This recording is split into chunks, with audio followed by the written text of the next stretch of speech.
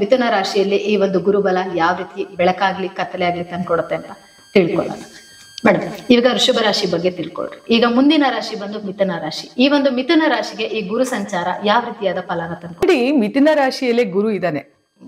So ನಾನು ಯಾವಾಗ್ಲೂ ಹೇಳ್ತಾ ಇರ್ತೀನಿ ಏನಂತ ಅಂದ್ರೆ, ಜನ್ಮ ಗುರು ನರೋ ದುಃಖಂ ಅಂತ ಹೇಳಿ. ಯಾವಾಗ್ಲೂ ರಾಶಿಯ ಮೇಲೆ ಇರುವಂತಹ ಗುರು ತುಂಬಾ ಕೆಟ್ಟ ಪರಿಣಾಮಗಳನ್ನ ಕೊಡ್ತಾ ಹೋಗ್ತಾನೆ. ಯಾಕೆಂದ್ರೆ ಜನ್ಮ ಗುರು ನರೋ ದುಃಖಂ ಅಂದ್ರೆ ನರನರಗಳಲ್ಲೂ ಕೂಡ ನೋವನ್ನ ಉಂಟು ಮಾಡುವಂತಾನು. ಯಾವಾಗ್ಲೂ ಗುರುವಿನ ದೃಷ್ಟಿ ತುಂಬಾ ಒಳ್ಳೇದು. ಗುರು ದೃಷ್ಟಿ ಯಾರ ಮನೆಗೆ ಬಿರ್ತಾನೋ ಆ ಮನೆಯೆಲ್ಲ ತುಂಬಾ ಏಳಿಗೆ ಆಗತ್ತೆ ಅಂತ ಹೇಳಿ. ಹಾಗಾಗಿ ನನಗೆ ಗುರುವಿನ ದೃಷ್ಟಿ ಬೇಕು ಅಂತ ಕೇಳ್ತಾರೆ. ಅದೇ ಗುರು ಯಾವ ಮನೆಗೆ ಹೋಗಿ ಕುಳಿತುಕೊಳ್ತಾನೋ ಆಗ ಅದ್ರ ಪ್ರಾಬ್ಲಮ್ ನ ತುಂಬಾ ಅನುಭವಿಸ್ತಾ ಹೋಗ್ತಾರೆ. ಅದೇ ಶನಿ ಆದ್ರೆ ಯಾವ ಮನೆಗೆ ಹೋಗಿ ಕುಳಿತುಕೊಳ್ತಾನೋ ಅದು ತುಂಬಾ ಒಳ್ಳೇದಾಗತ್ತೆ.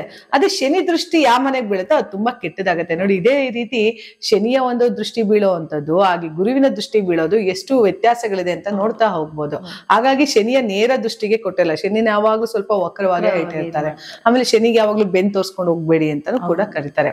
ನೋಡಿ, ಗುರು ಒಬ್ಬ ನಮ್ಗೆ ಆಚಾರ್ಯ ಇದ್ದಂಗೆ, ನಮ್ಮ ಪಾಠವನ್ನ ಕಲಿಸುವಂತವನು. ಮೊದಲನೇದಾಗಿ ನಮ್ಮ ತಂದೆ ತಾಯಿಗಳೇ ಗುರು ಆಗಿರೋದ್ರಿಂದ ಮೊದಲನೇ ಪಾಠಶಾಲೆ ಯಾರಿಗೆ ಹೇಳ್ತೀವಿ? ಅಮ್ಮನಿಗೆ ಹೇಳ್ತೀವಿ. ತಿದ್ದಿ ನಡೆಸಿ ಬರ್ಸೋ ಅಂತೊಳಗಿರೋದ್ರಿಂದ ತಾಯಿಯೇ ಮೊದಲ ಗುರು ಅಂತ ಹೇಳ್ತೀವಿ. ಹಾಗಾಗಿ ತಾಯಿಯ ಮೊದಲ ಗುರುವಾಗಿ ಗುರು ಮಿಥುನ ರಾಶಿಯಲ್ಲೇ ಕುಳಿತಿರೋದ್ರಿಂದ ಎಲ್ಲೋ ಒಂದ್ ಸ್ವಲ್ಪ ಇಲ್ಲಿವರೆಗೂ ಮಿಥುನ ರಾಶಿಯವರಿಗೆ ಸಖತ್ತು ಬಾಧೆಗಳು ಜಾಸ್ತಿ ಆಗೋದು, ತಲೆನೋವಾಗೋದು, ಮೈಗ್ರೇನ್ ಆಗೋದು, ಹಿಡಿದಂತಹ ಯಾವ ಕೆಲಸ ಕಾರ್ಯಗಳು ಕೂಡ ಆಗ್ತಾ ಇಲ್ಲ. ವಿದೇಶಗಳಲ್ಲಿ ಕೆಲಸ ಮಾಡ್ತೀನಿ ಅನ್ನೋರಿಗೆ ಯಾವ ಅವಕಾಶಗಳು ಕೂಡ ಸಿಗ್ತಾ ಇಲ್ಲ. ಏನಪ್ಪಾ ಮಾಡೋದು, ಹೋಗ್ ಬಂದಿದ್ದೀನಿ, ಮಾಸ್ಟರ್ ಡಿಗ್ರಿ ಮಾಡಿ ಬಂದಿದ್ದೀನಿ, ಕೆಲಸಗಳೇ ಸಿಗ್ತಿಲ್ಲ ಅನ್ನೋರು ತುಂಬಾ ಜನ ಮಿಥುನ ರಾಶಿಯವರು ಇದ್ದಾರೆ. ತುಂಬಷ್ಟು ಪ್ರಯತ್ನ ಪಟ್ಟೆ ಆಗ್ತಿಲ್ಲ ಅನ್ನೋದಾದ್ರೆ, ಮಿಥುನ ರಾಶಿಯವ್ರಿಗೆ ಒಂದೇನು ಅಂತ ಅಂದ್ರೆ, ಸಪ್ತಮಕ್ಕೆ ದೃಷ್ಟಿ ಬೀಳೋದ್ರಿಂದ 7ನೇ ಮನೆ ಮದುವೆ ವಿಚಾರದಲ್ಲಿ ತುಂಬಾ ಶುಭ ಫಲಗಳನ್ನು ನೋಡಿರ್ತಾರೆ. ಜೊತೆಗೆ ವ್ಯಾಪಾರ ವ್ಯವಹಾರ ಅಂತ ಬಂದಾಗ ತುಂಬಾ ಅಚ್ಚುಕಟ್ಟಾಗಿ ವ್ಯವಹಾರಗಳು ನಡ್ಕೊಂಡು ಹೋಗಿರುತ್ತೆ. ಯಾಕಂದ್ರೆ 7ನೇ ಮನೆ ದೃಷ್ಟಿ ಅದ್ ಬೀಳುತ್ತಲ್ಲ, ಲಗ್ನಕ್ಕೆ ಕುತ್ಕೊಂಡಾಗ, ರಾಶಿಗೆ ಕುತ್ಕೊಂಡಾಗ ಅದು 7ನೇ ಮನೆ ಪ್ರಭಾವ ಬೀರೋದ್ರಿಂದ ಅಲ್ಲೂ ಕೂಡ ಮದುವೆ ಮತ್ತೆ ವ್ಯವಹಾರ ಅಂತ ಅಂದಾಗ ಶುಭ ಫಲಗಳನ್ನ ಕೊಡ್ತಾ ಹೋಗುತ್ತೆ ಇದೇ ಗುರು. ಆದ್ರೆ ಜನ್ಮ ಗುರು ನರೋ ದುಃಖಂ ಅನ್ನೋದು ಆದಷ್ಟು ಆರೋಗ್ಯದಲ್ಲಿ ತುಂಬಾ ತೊಂದರೆಗಳನ್ನು ಕೊಡ್ತಾ ಇರುತ್ತೆ. ಮೈಗ್ರೇನ್ ಜಾಸ್ತಿ ಮಾಡಿರ್ತಾನೆ, ತಲೆನೋವು ಕೊಟ್ಟಿರ್ತಾನೆ, ಜೊತೆಗೆ ಸಾಲದ ಬಾಧೆಗಳನ್ನು ಜಾಸ್ತಿ ಕೊಡ್ತಾ ಇರ್ತಾನೆ. ಯಾಕಂದ್ರೆ ಯಾವುದೇ ಬಂದ್ರು ಕೂಡ ಹಣಕಾಸಿನ ವಿಚಾರ ಅಂತ ಬಂದಾಗ ಯಾರ ಮನೇಲಿ ಸಾಲ ಇರಲ್ಲ ಅಂತ ಹೇಳಿ, ಸಾಲ ತೀರ್ಸೋದಕ್ಕೆ ನಮಗೆ ಸೋರ್ಸ್ ಆಫ್ ಮನಿ ಜಾಸ್ತಿ ಆಗ್ಬೇಕು. ಸೊ ಆ ಸೋರ್ಸ್ ಆಫ್ ಮನಿ ಜಾಸ್ತಿ ಆಗ್ಬೇಕು ಅಂತ ಅಂದ್ರೆ ಅವಕಾಶಗಳು ಯಾರು ಕೊಡ್ಬೇಕು? ಗುರುನೇ ಕೊಡ್ಬೇಕಾಗಿರೋದ್ರಿಂದ ಗುರು ಇನ್ನೂ ನಿಮಗೆ ಈಗ ಬಿಟ್ಟು ಹೋಗ್ತಾ ಇದ್ದಾನೆ. ಮಿಥುನ ರಾಶಿಯಿಂದ ಕರ್ಕಾಟಕ ರಾಶಿಗೆ ಪ್ರವೇಶ ಮಾಡ್ತಾ ಇರೋ ಧನಸ್ಥಾನಕ್ಕೆ ಸ್ವಲ್ಪ ಹಣದ ಒಂದು ಏನು ಅಭದ್ರತೆ ನಿಮಗೆ ಕಾಡ್ತಾ ಇತ್ತಲ್ಲ, ಅದು ಖಂಡಿತ ಪರಿಹಾರ ಆಗುವಂತ ಟೈಮು 2 ತಿಂಗಳಲ್ಲಿ ಒಳ್ಳೇದಾಗ್ತಾ ಹೋಗುತ್ತೆ. ಈಗೆಲ್ಲೋ ಒಂದು ಕಡೆ ಸ್ವಲ್ಪ ಮನಿ ವಿಚಾರ ಅಂತ ಬಂದಾಗ ಹಣವನ್ನ ನೋಡುವಂತಹ ಒಂದು ರಾಶಿ ಮಿಥುನ ರಾಶಿಯವ್ರಿಗಾಗಿರುತ್ತೆ. ಸೋರ್ಸ್ ಆಫ್ ಮನಿ ಸ್ವಲ್ಪ ಇನ್ಕ್ರೀಸ್ ಆಗ್ಬೋದು, ಅಥವಾ ಅವ್ರ ಸ್ಯಾಲ್ರಿ ಅಮೌಂಟ್ ಇನ್ಕ್ರೀಸ್ ಆಗ್ಬೋದು, ಅಥವಾ ಅವರಿಗೆ ಪ್ರಮೋಷನ್ ಸಿಗ್ಬೋದು, ಬಡ್ತಿ ಅಂತ ಸಿಗ್ಬೋದು. ಗೌರ್ಮೆಂಟ್ ಅಲ್ಲಿ ಇರೋರಿಗೆಲ್ಲ ಪ್ರಮೋಷನ್ ಸಿಗೋ ಚಾನ್ಸಸ್ ತುಂಬಾ ಇರ್ತಾರೆ. ಒಟ್ಟು ಯಾವ್ದಾರ ಒಂದು ಮೂಲಗಳಿಂದ ಹಣ ಬರ್ಬೇಕಲ್ವಾ, ಆ ಹಣವನ್ನ ಭರಿಸುವಂತಹ ಅವಕಾಶ ಗುರು ಮಾಡ್ಕೊಳ್ಳೋದ್ರಿಂದ ಇಲ್ಲೋ ಒಂದು ಕಡೆ ಮಿಥುನ ರಾಶಿಯವರು ಫುಲ್ ಹ್ಯಾಪಿ ಆಗಿರ್ಬೋದು, ಸಂತೋಷವಾಗಿರ್ಬೋದು. ಸಂತೋಷದ ಕ್ಷಣಗಳ ಈ ಒಂದು 2 ತಿಂಗಳಲ್ಲಿ ನೀವು ಅನುಭವಿಸ್ತಾ ಹೋಗ್ಬೋದು ಮಿಥುನ ರಾಶಿಯವರು. ಯಾಕೆಂದ್ರೆ ಜನ್ಮಗುರು ಬಿಡ್ತಾ ಇದ್ದಾನೆ, 2ನೇ ಮನೆ ಧನಸ್ಥಾನಕ್ಕೆ ಹೋಗ್ತಿದ್ದಾನೆ. ಧನವನ್ನ ಕೊಡದೆ ಏನ್ ಕೊಡಕ್ಕಾಗತ್ತೆ? ಅವನು ಖಂಡಿತ ಹಣವನ್ನ ನಿಮಗೆ ಕೊಟ್ಟೆ ಕೊಡ್ತಾನೆ. ಅದನ್ನ ಯಾವ ರೀತಿ ಸದುಪಯೋಗ ಮಾಡ್ಕೋಬೇಕು, ಉಪಯೋಗ ಮಾಡ್ಕೋಬೇಕು ಅನ್ನೋದನ್ನ ಮಿಥುನ ರಾಶಿಯವರು ನೋಡ್ಕೋಬೇಕು. ನೋಡಿ, ಕೆಲವರು ಹೇಳ್ತಿರ್ತಾರೆ, ಏನೋ ನಂಗೊಂದು, ಕೆಲವರು ಕಾಮನಾಗೆ ತಿಳ್ಕೊಳ್ಳಿ, ಒಂದು 15,000 ಸಂಬಳ ಇರುತ್ತೆ ಅನ್ಕೊಳ್ಳಿ, ಅವ್ರಿಗೆಲ್ಲ ಒಂದ್ ಕಡೆ ಒಂದ್ 3-4 ಸಾವಿರ ಯಥೇಚ್ಛವಾಗಿ ಇಂಕ್ರಿಮೆಂಟ್ ಅಂತ ಬಂದಿದ್ರೆ, ಅವ್ರು ಅವಾಗ 3-4 ಸಾವಿರ ಬಂದಿದ್ದನ್ನ ಏನ್ ಮಾಡ್ಬೇಕು, ನಾನು ಅದನ್ನ ಯಾವ ರೀತಿ ಉಳಿಸ್ಕೋಬೇಕು ಅನ್ನೋದನ್ನ ಯೋಚನೆ ಮಾಡ್ಬೇಕು.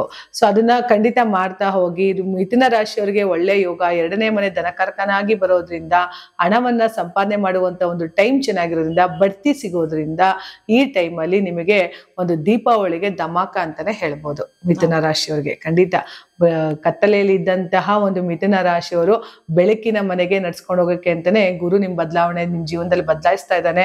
ಮುಂದಿನ ಒಂದು ಮನೆಗೆ ಬದಲಾವಣೆ ಆಗ್ತಾ ಇರೋದ್ರಿಂದ ಎಲ್ಲೋ ಒಂದು ಕಡೆ ಒಳ್ಳೆಯ ಶುಭ ಫಲಗಳನ್ನ ನೀವು ಈ ದೀಪಾವಳಿ ಟೈಮಲ್ಲಿ ನೋಡ್ತಾ ಹೋಗ್ಬೋದು.